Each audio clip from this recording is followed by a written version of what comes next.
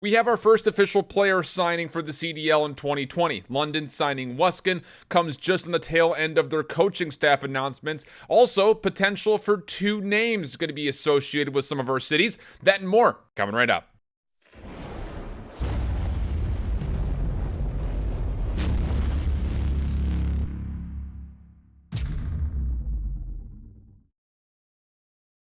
COD fans, welcome back. IHOLDSHIFT with you guys. We've got a little bit of a small, briefer video for you guys, but I wanted to talk about some of the things that have been plaguing my mind when it comes to branding. Now that we have some instances of maybe some hints as far as what's going to be coming for next year. Beyond that, of course, our first player has been signed.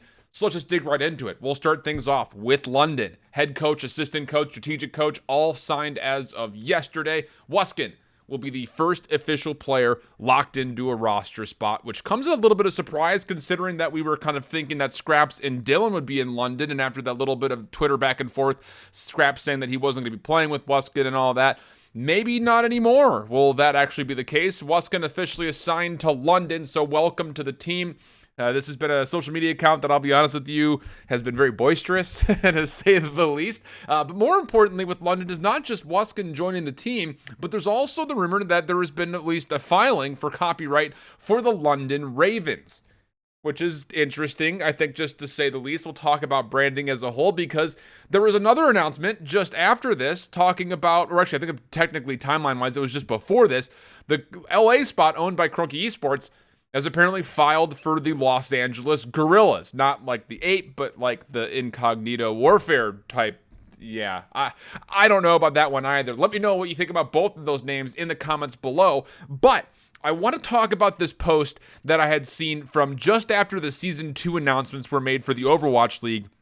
When it came down to the branding and stuff that's there, came in April, actually. April 3rd is when it was posted. So this is one of those things that I kind of want to talk about because when you looked at Overwatch League, the Season 1 brands felt extremely cookie cutter. With the exception of a couple, I mean, the jerseys, they're all literally the same. I don't care for that so much. But even beyond that, it kind of felt like as you stared more and more at the 12 teams that were playing in Season 1, that the same person may have built all of those logos and graphics. Season 2, not much better than that, honestly. And I'll link this article for you guys in the description below. Actually, I'll probably pin it in a comment because it's a very interesting read talking about branding and how esports branding has kind of taken a weird spin lately. Now, beyond that, you're looking at a couple of instances, and I'll just kind of highlight that article for you guys, where the shape, the layout, all of the things for the Overwatch League logos felt extremely same. It was almost a pattern to certain points when it came down to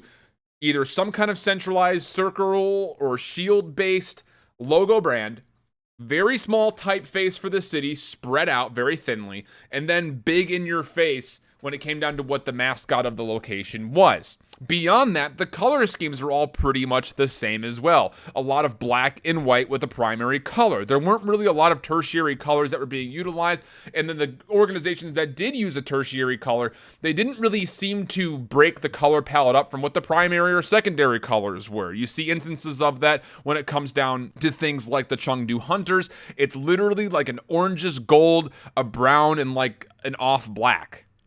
They're literally all feel very, very similar. So my biggest thing when it comes to branding is not just the coolness of the name as a whole, which that is very important. Let's be honest. I mean, having an appealing name is going to be very important. But beyond that, I'm just more worried that there's not going to be a lot of creative control for these teams. You know, there are a handful that honestly felt really cool when it came down to the Overwatch League. I think the Titans logo was super cool. I even think the Eternals idea is really cool, though I don't really care for the colors. You know, there's a lot of really interesting ideas that are in there, but it all felt super same. And I really hope that that gets broken up. You compare it to like even like Major League Baseball or NFL or football, soccer, or whatever you want to call it. Those logos, they still kind of hit some kind of trends, but they're very much so structured differently, especially with things like baseball. I mean, again, a lot of those are rooted from way back in the early 1900s where it's literally just a letter.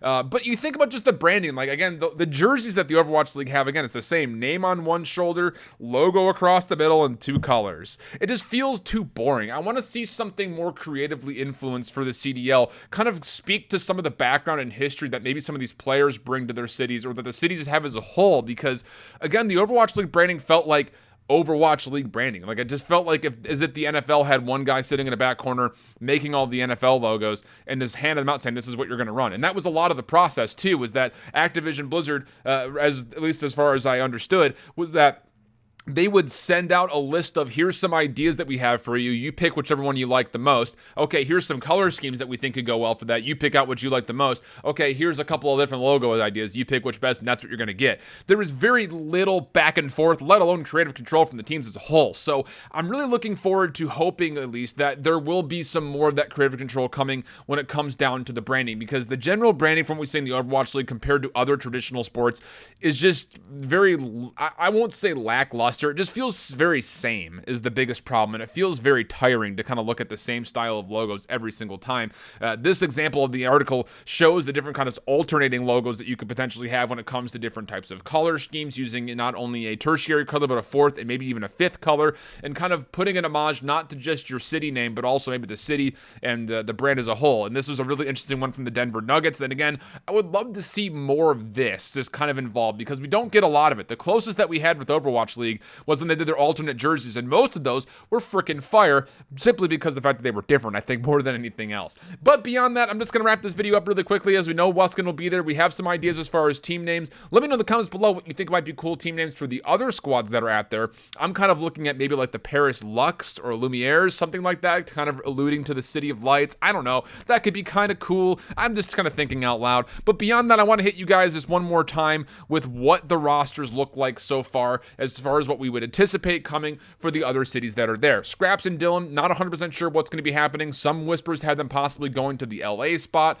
that would be owned by the Cronky Esports team. Not sure if that's the case, but we have heard a couple of rumors. We reported on Dallas the other day with only a 50% confidence that it could be Crimsix, Clayster, Huke, Illy, and Shotzi. Most of you guys in the comments wanted me to talk more extensively about Shotzi and his Halo background. My biggest thing of why I didn't was a simple fact that even if you're a Halo champion, you have a lot of competitive experience in that scene. It's a very different style of game with a much different environment than that what we've seen in Call of Duty 5v5. So that's why a lot of the reason why I didn't talk a lot about it.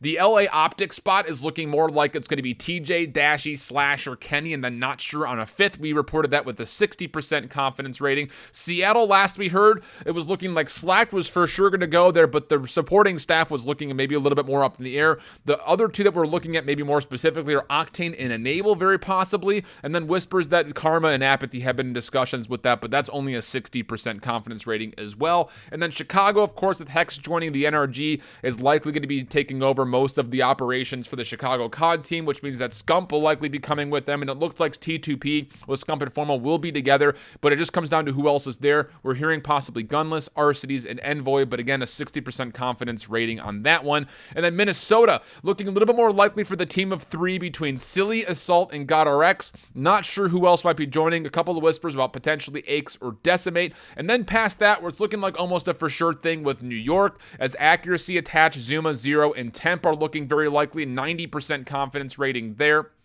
Florida, a little bit less, 80% confidence rating, but we're looking at the potential of Mox, Skies, and Frosty. And then there's been whispers of maybe John, who's been playing with them, maybe Pristini, but based on his tweet saying that he hasn't been getting any offers, maybe not. And then with pretty much 100% guaranteed rate, it's going to be Atlanta with Simp, Abizi, Major Maniac, Priesta, and Celium. And their ATL COD account was just posting earlier today about how they're looking forward to making announcements here in the near future. As far as branding things go, I would anticipate when it comes down to some of these teams, Atlanta in some fashion will be red, black, and white. That's every sports team from Atlanta. And beyond that, probably Seattle, some form of an emerald green and a lightish sea navy blue, because the Mariners are like that. The Seattle Sounders are like that. The Seattle Seahawks are like that. The Vancouver Titans are like that. So we imagine that those will also be some of the color schemes that'll be staying. Not sure about anything else. We're not really sure yet. So kind of get in the comments. Let me know what you guys would like to see as far as maybe some potential colors, maybe some potential brands, maybe potential mascots, whatever. I'm interested to see what you guys have to say. And until the next video, hope you guys keep holding it down. Later.